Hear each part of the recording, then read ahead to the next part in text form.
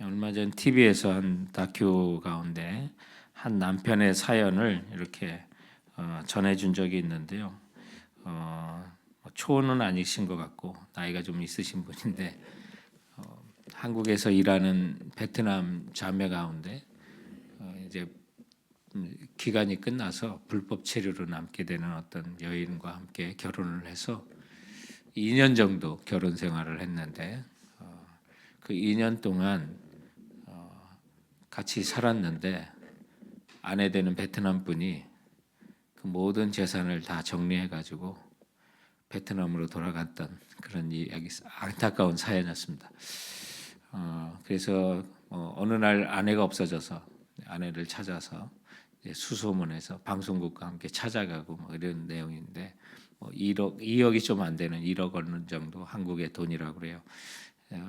수소문해서 이제 베트남의 아내가 그 돈으로 땅을 사고 뭐 이렇게 했던 그 아내의 가정 처가댁은 남편을 못 만나게 하려고 철저하게 그렇게 신분을 감추고 했던 그런 처절한 사연들이 있는데 결국 이제 베트남 현지에서 변호사를 사서 이제 그 부분을 해결해 나가는데 그래도 베트남 법이 결혼 후에 취득한 땅이나 이런 재산은 절반은 남편 거라고 반은 찾을 수 있을 거라고 하는 이제 그런 최소한의 또 보상을 받는 방법을 찾아내고 하는 그런 내용들이 있는데 한국에 돌아온 남편은 결국 잠을 이루지 못하는 그 나날을 보내고 있다라고 하면서 마치는 그런 안타까운 사연이 있는 내용이었습니다. 정말 그 남편의 그 마음이 오늘 이 본문을 보면 깨져버린 신혼의 단꿈이라는 제목의 오늘 이 말씀은 이제 하나님의 마음입니다. 하나님께서 이스라엘 백성을 약속의 땅으로 인도하여 내시고 또 그 백성이 그 땅에서 세상의 물질과 함께 취하여 하나님을 배반하고 떠나버리는 그런 안타까운 마음에 하나님의 마음이 오늘 이 본문 속에 등장하고 있습니다.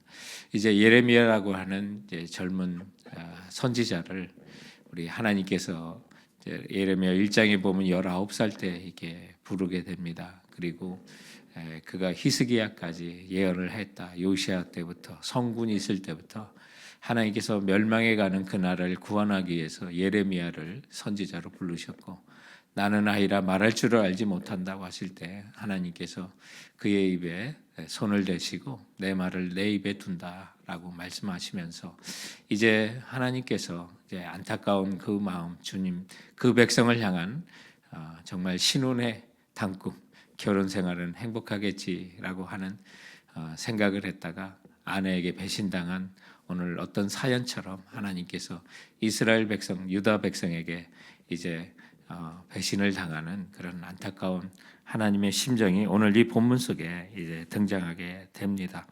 이스라엘 백성들이 하나님 앞에 죄악상이 오늘 이제 등장하고 있는데 9절 말씀에 그러므로 내가 다시 싸우고 너희 자손들과도 싸우리라 여호와의 말씀이니라. 하나님께서 이스라엘 백성과 싸우겠다고 하는 그런 이제 전투적인 용어가 이렇게 등장하게 되는데요. 한마디로 말하면 공소장이라고 이렇게 얘기를 합니다. 그래서 어떤 싸움을 할 때 먼저 선전포고를 하는 것처럼 이제 이스라엘 유다 백성 또 죄악을 사랑하고 또 하나님 곁을 떠난 유다 백성의 죄악성을 이제부터 이제 지적해 나가는 그런 가운데 유다의 죄악이 얼마나 큰지 하늘도 놀라고 떨었도다라고 12절에 보면 너 하늘아 이 일로 말미암아 놀랄지어다 심히 떨지어다 두려워할지어다 여호와의 말씀이니라 기록되어 있습니다. 자, 예레미야 선지자는 이제 하늘도 놀란 이런 죄악을 이스라엘 백성에게 선포해야 됩니다. 좋은 소식을 전하면 기쁠 텐데 이런 심판과 두려운 소식을 전하니까 얼마나 핍박을 많이 예레미야 선지자가 받았겠습니까? 그래서 눈물의 선지자가 되는데 이제 유다 백성들의 어떤 죄를 이제 지적하는 오늘 이 본문 속에 보면 몇 가지를 우리가 찾아보면 우리 한국말로 배은망덕이라는 그런 말을 쓰잖아요. 그런 죄를 이제 유다 백성들이 갖고 있습니다.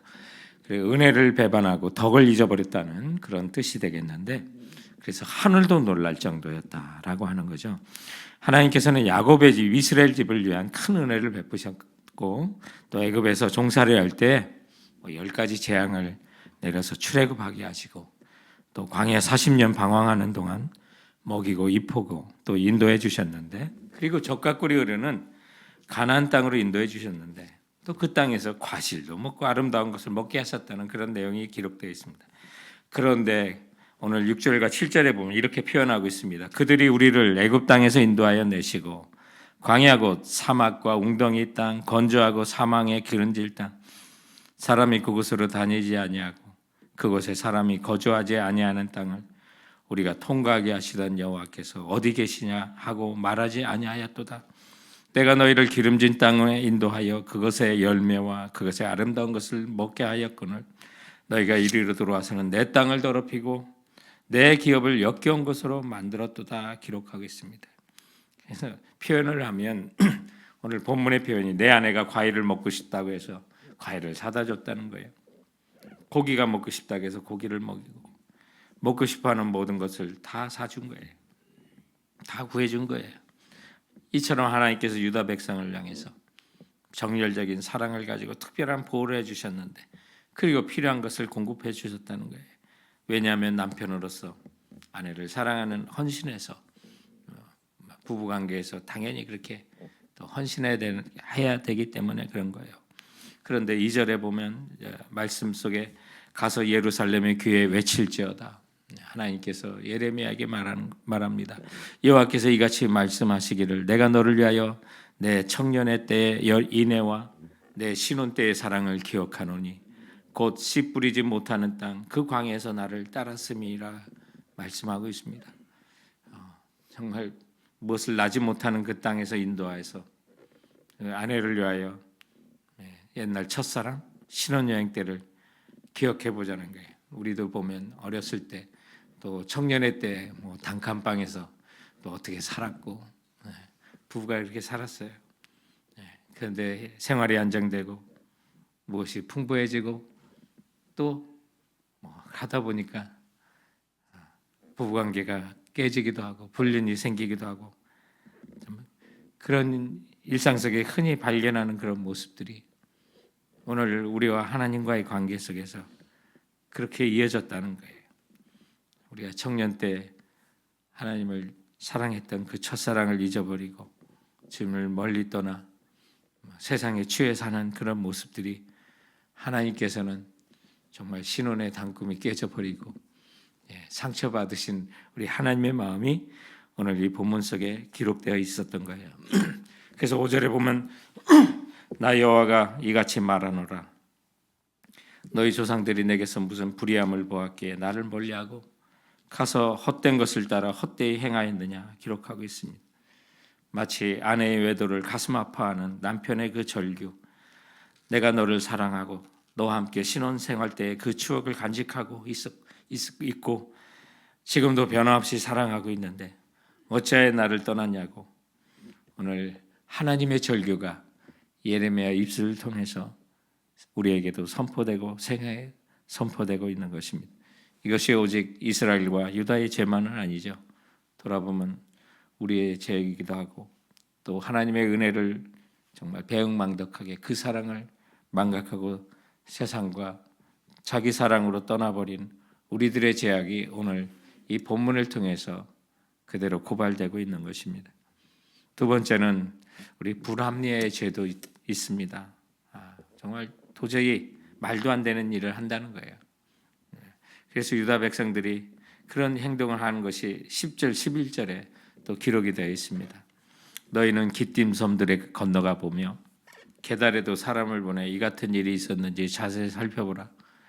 어느 나라가 그들의 신들을 신 아닌 것과 바꾼 일이 있느냐. 그러나 나의 백성은 그의 영광을 무익한 것과 바꾸었도다라고 말합니다. 기띔 섬이라고 하는 건 지중해에 있는 사이프러스 섬을 지금 읽었고요. 신약 성경에는 구보로라고 되어 있는 그 섬입니다. 또 게달이라고 하는 것은 지금의 아라비아를 가리키는 것인데, 이방신을 섬기는 이런 국가들 구보로와 아라비아 가보세요. 모슬렘 철저하게 섬기는 그 모습들을 보면 중간에 신을 버렸거나 바꾸지 않았다는 거예요. 그런 나라들이 저들이 우상이고 미신이지만 그럼에도 불구하고 저들이 그 우상을 바꾼 것을 보느냐? 그렇지 않다는 거예요. 그런데 이방신을 섬기는 이방 국가에서도 듣지도 못하고 보지도 못한 그런 정말 능력도 없는 우상들을 그렇게 철저히 섬기고 있는데 하나님의 백성이 하나님을 섬기면서 때로는 하나님을 떠나고 그것이 말이 되는 거냐?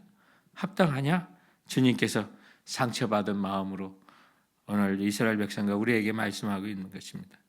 그래서 13절에 보면 내 백성이 두 가지 악을 행하였느니 그들이 생수의 근원되는 나를 버린 것과 스스로 웅덩이를 판 것인데 그것은 물을 가두지 못할 터진 웅덩이들이라 기록되었습니다. 사막의 땅 이스라엘에서는 뭐 이 물 표현은 뭐 절대적인 겁니다. 그래서 웬만큼 물이 솟아나는 조그마한 샘이라도 다 국립공원이. 이스라엘에는 이것도 국립공원이구나. 그러면 한국에는 곳곳에 다 국립공원일 텐데 뭐 이런 생각을 할 정도로 물이 귀한 땅에서는 뭐 어쩔 수 없는 거예요. 그런데 생수의 근원 되신 하나님 그리고 저들이 웅덩이를 팠는데 물을 가두지 못할 터진 웅덩이를 팠다고 하나님을 버린 것 그거에 대한 지금 말씀을 하는 것입니다. 그래서 전능하시고 살아계신 우리 하나님께서 너는 내 백성이 나만 찾아라 나만 구하라고 지금 말씀하고 있는 건데 근데 유대 나라들이 어땠어요? 이방 나라들과 계속 동맹을 맺습니다. 그 동맹 국가도 자주 바꿔나가고 있었어요. 이스라엘이 멸망하는 것은 시기니까 요시야 시대부터 히스기야 시대 예레미야가 활동한 그 시대 1장에서 보게 되는데 그때가 이제 멸망을 앞두고 북왕국 이스라엘은 이미 아시리아에게 멸망을 당했고 어떻게든 나를 살려보려고 애굽에 의존하기도 하고 바벨 위로도 아시리아에 의존하기도 하고 줄타기를 하고 시리아도 의지하고 뭐 이랬던 시대가 바로 그 시대였습니다. 그런데 그 결과가 뭐예요? 우리 내일의 본문이지만 36절에 보면 내가 어찌하여 내 길을 바꾸어 부지런히 돌아다니느뇨 내가 아수르로 인하여 수치를 당한 것 같이 애굽으로 인하여 수치를 당할 것이라고 기록되어 있습니다. 뭐 유다, 시리아, 애굽으로 인하여 다 여기저기 도움을 구하나 바람난 여자의 특징과 같다는 거죠. 부지런히 돌아다니는데 얻지 못하고 수치를 당하는 그런 모습 이런 것을 하나님께서는 불합리하다고 지금 지적하는 거예요. 말도 안 되는 일을 하고 있다. 하나님을 믿지 않고 우상 숭배하는 사람들이 얼마나 오늘날도 보면 부지런하고 또 부조리합니까? 자기들이 깎아 만든 나무와 자기들이 만든 그 돌을 깎아 페인트 칠을 하고 그것을 신이라고 부르고 거기에 절하고 비는 이것이 신앙을 떠나서 성경을 모른다 해도 정말 불합리하다, 합당하지 않은 짓이라고 우리가 생각하고 있는데 하나님께서 이런 행동을 이스라엘들이 유다 백성들의 또 국가의 어떤 운명을 세상 가운데 맡기는 또 여기저기 기웃거리는 이런 모습에서 그 죄를 지금 보고 있는 거예요. 돌아보면 우리도 하나님을 전적으로 의지하지 못하고 여기저기 기웃거리는 때 오늘 이 모습이 우리의 모습이구나. 유다의 모습이 우리의 모습이구나 라는 사실을 깨닫게 되는 거죠. 결국 그러면 오늘 하나님의 이 말씀은 주님의 역사예요. 히스토리예요. 그분의 역사가 히스토리 아니겠습니까? 그런데 유다 백성들은 이 역사 속에 새겨져 있는 하나님의 그 신실하심을 보지 못하고 역사에서 배우지 못했다는 거예요. 이미 하나님께서는 유다의 백성들을 깨우시기 위하여 북왕국 이스라엘 우상을 섬겼던 그 이스라엘 하나님께서 언약하지 않은 다윗의 가문을 잊지 않고 있는 그들은 이미 BC 721년에 이미 북왕국 이스라엘은 아시리아에게 멸망을 당했을 때예요. 오늘 예레미야가 이 예언을 할 때는 그것이 불과 100여 년 전 자기 민족에게 있었던 그런 역사였어요. 근데 그 역사를 통해서도 배우지 못했다는 게 그것이 14절과 15절 말씀이에요. 이스라엘이 종이냐 시종이냐 어찌하여 포로가 되었느냐. 어린 사자들이 그를 향하여 부르짖으며 소리를 질러 그의 땅을 황폐하게 하였으며 그의 성읍들은 불타서 주인이 없게 되었으며 라고 기록하고 있어요. 지금 남한국 유다는 그래도 풍전 들어같이 지금 간들간들 살아있고, 그것도 그 백성도 이미 멸망했어야 되는데 하나님께서 그들의 조상 다윗에게 약속하셨던 정말 그 언약이, 그 왕위가 하나님께서 영원히 지켜주시겠다는 그 약속 때문에 유다는 그래도 남아있는 거예요. 포로로 잡혀가도 스룹바벨에 의해서 그 백성이 다시 돌아올 때도 그 스룹바벨조차도 바로 다윗의 직계 후손을 통해서 돌아옴으로 하나님의 언약이 여전히 살아있다는 거예요. 그리고 마침내 예수 그리스도께서 다윗의 후손으로 이 땅에 오심으로 우리에게 하신 그 언약, 다윗의 그 자손을 영원히 지키시는 그 약속은 신실하신데, 그럼에도 불구하고 정말 세상을 기웃거리고 역사에도 배우지 못하고 이미 북쪽에 있는 이스라엘은 벌써 100여 년 전에 종으로 잡혀가고 포로가 되었는데, 그런데 그것을 벌써 잊었느냐? 그 성읍이 어떻게 됐느냐? 그 주인이 남아있느냐? 너희 민족이 그 땅에 있느냐? 그렇지 않다는 거예요. 오늘 그래서 돌아보면 우리가 세상의 시종이 된 거예요. 물질의 시종이 되어 하나님을 떠날 수 있는 거예요. 그리고 16절에 보면 놉과 다바네스의 자손도 내 정수리를 상하였느니라 라고 하는데, 놉과 다바네스는 이집트의 도시들의 이름이에요. 오늘 이 표현은 누구냐면 애굽왕 바로 느고가 종교개혁을 했던 성군이었죠. 요시아가 39살 때 느고와의 전투에서 사망해서 너무나도 안타까운 거예요. 산당을 제하고 율법책을 찾아 종교개혁을 했던 요시아가 정말 오래 살았다면 유다는 달랐을 것인데 하나님은 계획이 있었던 거죠. 그런데 이 요시아가 39살 때 이 애굽왕 바로 느고와 전쟁을 하다가 머리 위, 한마디로 말하면 정수리라고 하잖아요. 바로 그거예요. 그때를 지금 생각해 보라는 거예요. 그런데 아수르도 애굽도 도움이 안 됐는데 지금 와서 이스라엘 백성이 바벨론으로부터 피하기 위하여 요시아를 죽였던, 이집트를 의지하려고 했던 시대적 정황을 지금 말씀하고 있는 거예요. 그 나라가 너에게 도움이 되겠느냐? 성군이었던 요시아를 정수리를 쳐서 죽였던 그 나라를 의지하고 있는 그 자체가 오늘 하나님께서는 너무나도 안타까운 거예요. 그래서 오늘 이 본문 속에서 깨져버린 신혼의 단금, 하나님의 마음이 여기에 나타나고 있습니다. 돌아보면 우리에게 하신 모든 것들이 하나님의 은혜입니다. 저도 어렸을 때 1년에 우리 많은 대부분의 어른들이 그랬지만 1년에 한두 차례 고기 먹을까 말까 할 정도로 가난했었죠. 그런데 지금은 콜레스테롤을 걱정하고 살찌는 거 걱정해서 어떻게 하면 적게 먹을까 막 고민할 정도로 그렇게 됐는데 너무 풍부한 거죠. 전적으로 우리 한국과 조국에 주셨던 복음을 통한 하나님의 축복인 것을 보게 돼요. 역사의 교훈에 무감각하고 정말 불합리하고 배은망덕한 이 나라 돌아보면 우리 자신을 보이기도 하는 것입니다. 하나님께서는 오늘 이 유다 백성에게 경고 문서를 보내면서 결국 유다를 멸망시키려고 하는 목적이 아니라, 죽이려는 것이 아니라 그들을 살리기 위하여 하나님께서는 오늘도 호소하고 있는 것입니다. 당신의 사랑을 우리들에게 외치고 있는 것입니다. 그래서 부르십니다. 오늘 저희들이 읽었던 본문 마지막 19절에는 내 악이 너를 징계하였고 내 반역이 너를 책망할 것이라. 그런즉 내 하나님 여호와를 버림과 내 속에 나를 경외함이 없는 것이 악이요 고통인 줄 알라. 주 만군의 여호와의 말씀이니라 기록되고 있습니다. 하나님과 멀어지면 악과 고통이 있는 거예요. 그러므로 오늘 본문을 통해서 오늘 우리를 여전히 사랑하시고 신혼의 단꿈을 다시 한번 회복하기 원하시는 그 주님께서 오늘 우리에게 이 마음을 우리에게 표현하고 있는 것입니다. 그러므로 오늘 우리 찬송 가운데 그게 있잖아요. 주께 가까이 날 이끄소서. 간절히 주님만을 원합니다. 채워주소서. 주의 사랑을 진정한 찬양 드릴 수 있도록 목마른 나의 영혼 주를 부르니 내 맘 만져주소서. 주님만을 원합니다. 더 원합니다. 나의 맘 만져주소서. 오늘 이 아침에 주님만을 원합니다. 더 원합니다. 우리 주님께 고백하고 나가는 이 아침에 되기를 주님의 이름으로 축원드립니다. 기도하시겠습니다. 오늘 주신 말씀을 우리 먼저 가슴에 담고 같이 기도했으면 합니다. 깨져버린